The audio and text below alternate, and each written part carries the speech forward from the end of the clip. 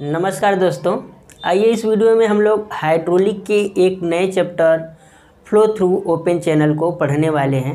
पहले हम इस वीडियो में जानेंगे कि ओपन चैनल किसको कहते हैं, ओपन चैनल किसके में जो प्रवाह होता है किसके कारण होता है, कितने टाइप के होते हैं, इन सब बातों को हम समझेंगे। अगर आपको कोई डाउट होता है तो आप कमेंट कीजिएगा, मैं उस जो समस्या होगा उसका अगली वीडियो में उसका समाधान करूँगा।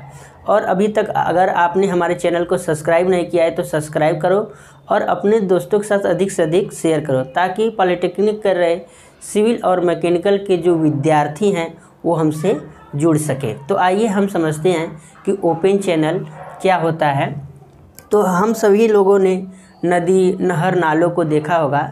जो इसमें प्रवाह होता है वह खुले वायुमंडल में होता है और इसमें जो प्रवाह का कारण होता है वह ढाल के कारण होता है। हम तो आइए समझते हैं कि चैनल हम किसको कहेंगे। द्रव के ऐसी प्रवाह मार्ग को जिसमें द्रव का ऊपरी सतह वायुमंडल की ओर खुला रहता है चैनल या वाहिका कहते हैं, जैसे नदी, नहर, नाला इत्यादि। यानी कि जब प्रवाह ऐसे मार्ग से होता है जिसमें जो द्रव प्रवाहित होता है वह उसका ऊपरी सतह जो होता है वह वायुमंडल के अधीन होता है, तो ऐसे प्रवाह को हम क्या बोलते हैं, चैनल प्रवाह बोलते हैं। जैसे नदी, नहर, नाले, हम सभी लोगों ने नदी, नहर, नाले देखे होंगे।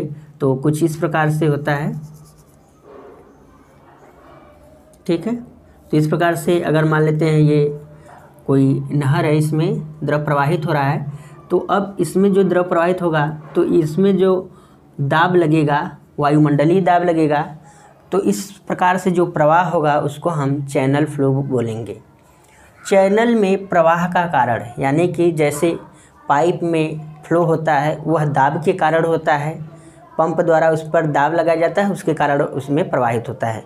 लेकिन जो नदी है, नहर है, नाले, इसमें स्वतः ही पानी जो है कि प्रवाहित होता है, तो वो ढाल के कारण होता है। इसमें किसके कारण होता है, ढाल के कारण।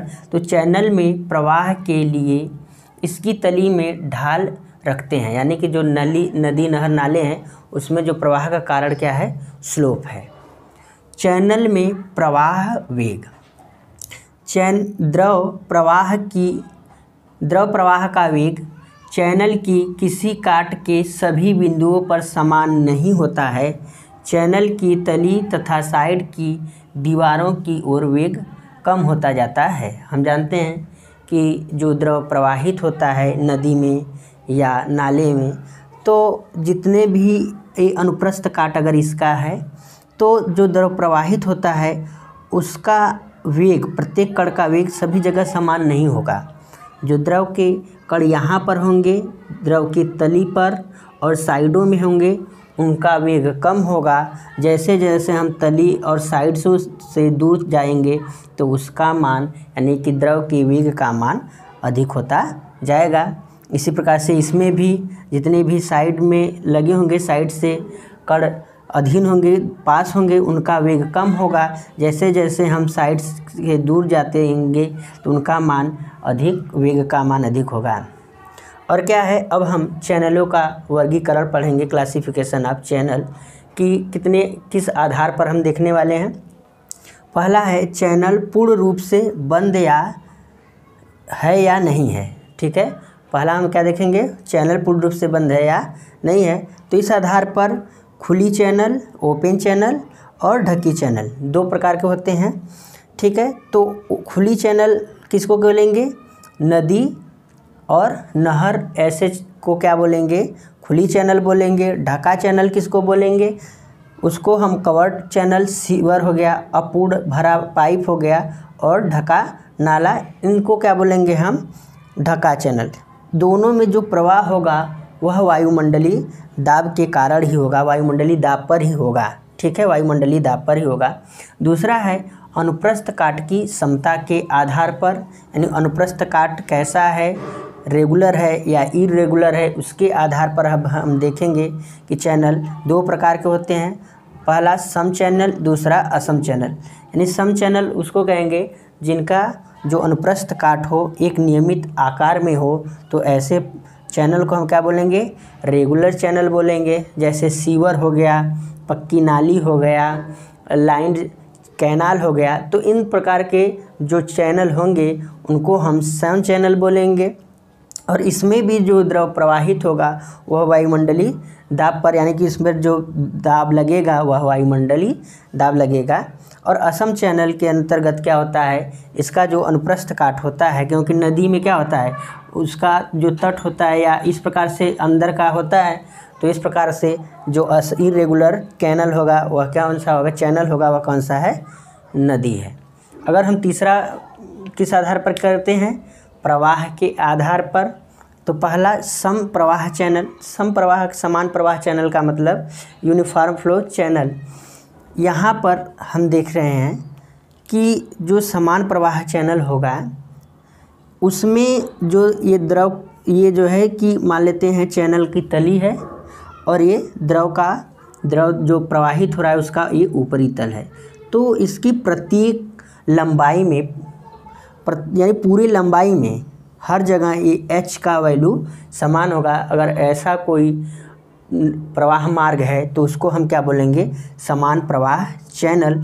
अगर क्योंकि जब द्रव प्रवाहित होगा तो उसमें घर्षण के कारण शीर्ष हानि भी होगी, तो इसमें जो शीर्ष में इसके अगर अंतर भी आएगा तो वह घर्षण के कारण हानि जितनी होगी उसके बराबर होगा।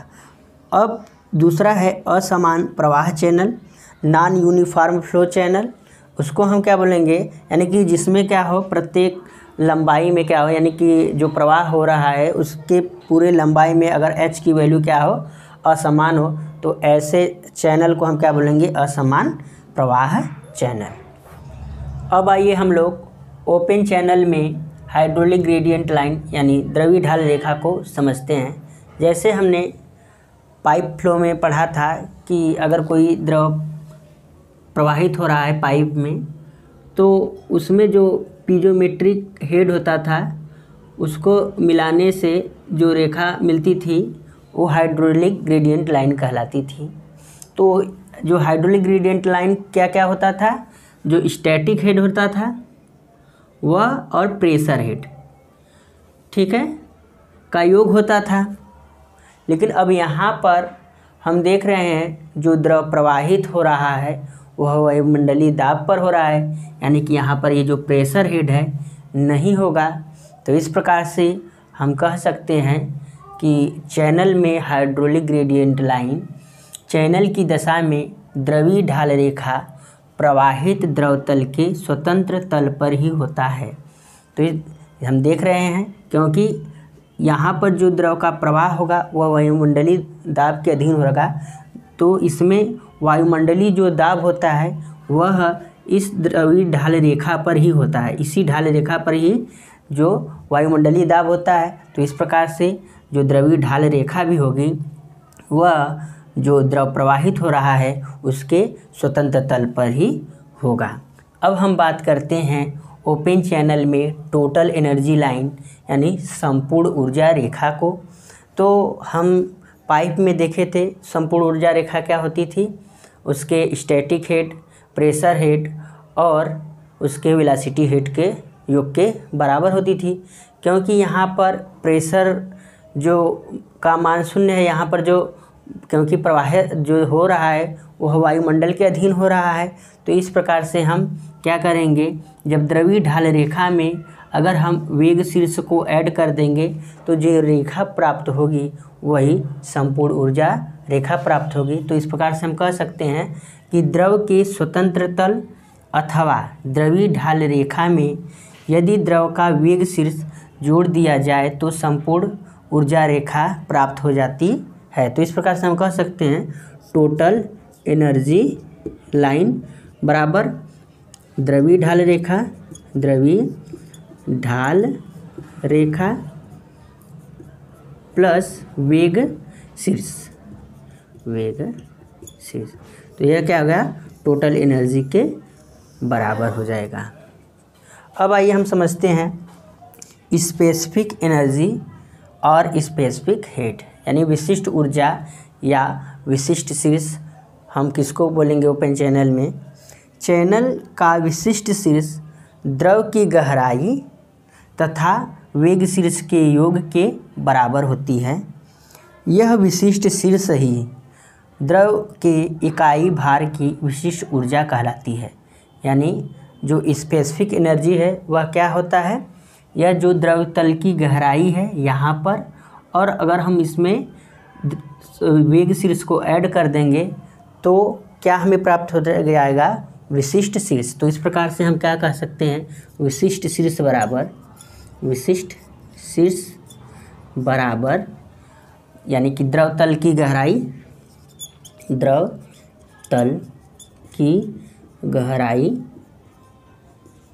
प्लस क्या है, वेग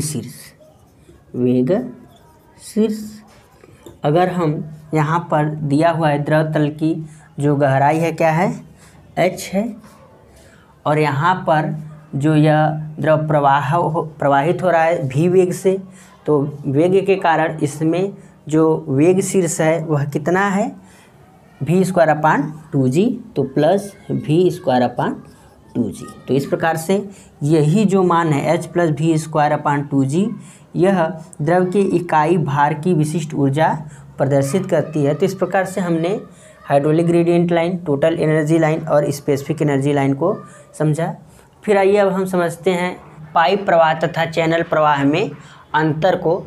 पहला है, पाइप प्रवाह बंद वाहिका को पूरा भरकर होता है, जबकि चैनल प्रवाह बंद वाहिका को अधूरा भरकर होता है। यानी जो पाइप प्रवाह कैसे होता है, अगर ये वाहिका है, ठीक है, तो इसमें जो द्रव प्रवाहित होगा पूरा भर करके होगा, ठीक है, पूरा भर करके होगा।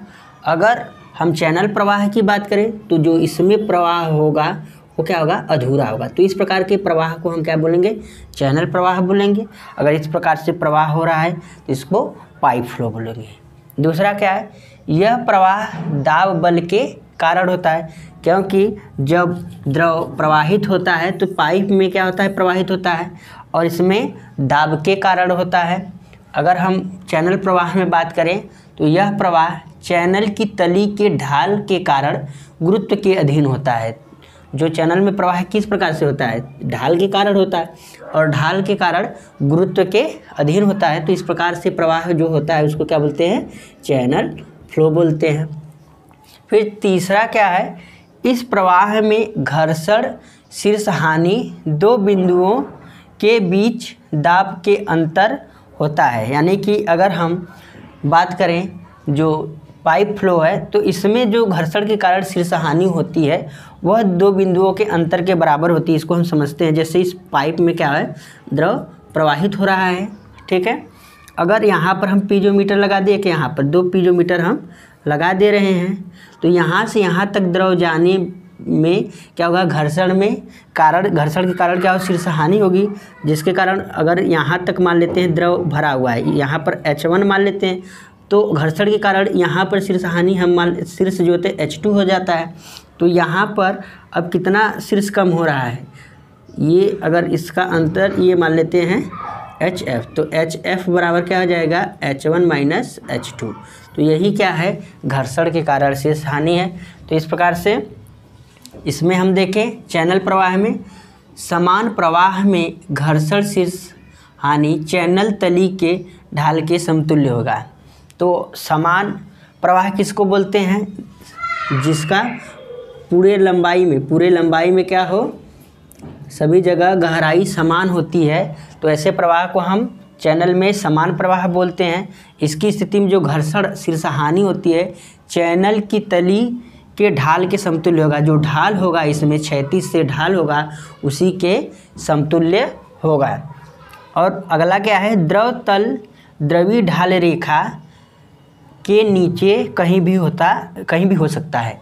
यानी जो पाइप फ्लो में हम देखे हैं जो द्रवी ढाल रेखा कहाँ पर होता है, यही द्रवी ढाल रेखा होता है। इसको हम मिला देते हैं पीजोमीटर के जो चढ़ा हुआ द्रव है उसके तल को मिला देते हैं तो हाइड्रोलिक ग्रेडियंट लाइन मिल जाता है। तो जो द्रव का तल होगा हमेशा क्या होगा, द्रव नीचे से बहेगा।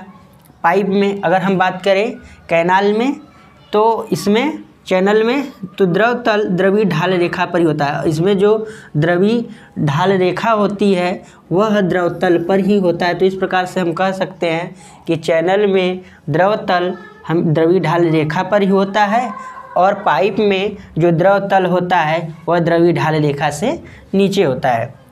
छठवां है, पाइप के केंद्र पर प्रवाह वेग अधिक होता है। यानी जो पाइप में प्रवाहित द्रव होता है तो इसमें क्या होता है, अगर पाइप में कोई द्रव प्रवाहित हो रहा है तो इसके केंद्र पर जो वेग होगा सबसे अधिकतम होगा और इसके तली पर क्या होगा, मिनिमम होगा। अगर हम कैनाल पर चैनल में बात करें तो अधिकतम प्रवाह वेग स्वतंत्र तल से गहराई के 5 से 25% के बीच होता है। यानी कि जो अगर हम बात करें कि अगर नल प्रवाहित अगर हम बात करते हैं कि अगर द्रव जो है चैनल में प्रवाहित हो रहा है, ठीक है, और इसकी ऊंचाई हम मान लेते हैं h है, ठीक, तो जो द्रव का मैक्सिमम वेग होगा वह स्वतंत्र तल पर न होकर के इस गहराई के 5 से 25% के बीच यानी कि इससे कुछ नीचे होगा।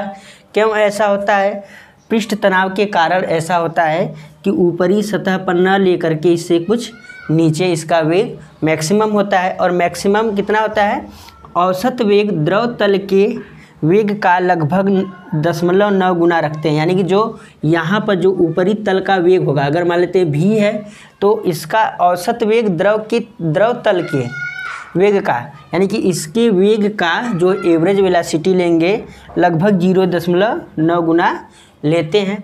अगर हम बात करें जो पाइप होता है, पाइप प्रवाह प्रायः हमेशा वृत्ताकार होता है, सर्कुलर होता है और इसमें चैनल प्रवाह में क्या है, किसी समान प्रकार की भी गोल भी हो सकती हैं, यानी वृत्ताकार भी हो सकती हैं, आयताकार भी हो सकती है, ट्रेपेजोइडल भी हो सकती है या अनियमित आकृति की भी हो सकती है। तो इस प्रकार से हमने इस वीडियो में प्रवाह के चैनल प्रवाह को देखा। अगर आपको कोई डाउट होता है तो कमेंट कीजिएगा और अपने दोस्तों के साथ अधिक से अधिक शेयर करें। फिर अगले वीडियो में हम मिलेंगे, तब तक के लिए नमस्कार।